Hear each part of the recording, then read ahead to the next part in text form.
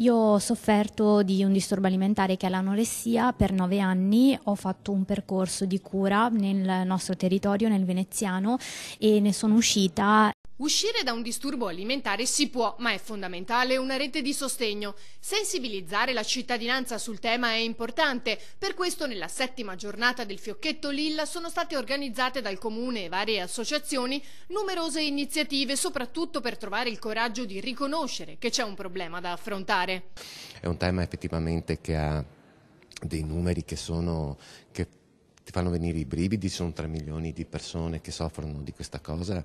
Si diceva prima che se consideri l'indotto, cioè il sommerso di quelli che non si sono mai esposti, se pensi alla sofferenza delle famiglie, arriviamo a 10 milioni di persone che per una questione così stanno soffrendo in questo momento. È un sesto della popolazione italiana. Tra le iniziative, dopo la conferenza di sabato, oltre ai disturbi del comportamento alimentare, la mostra fotografica Odi e Tamo, visitabile fino al 30 marzo, allestita al piano terra del municipio di Mestre.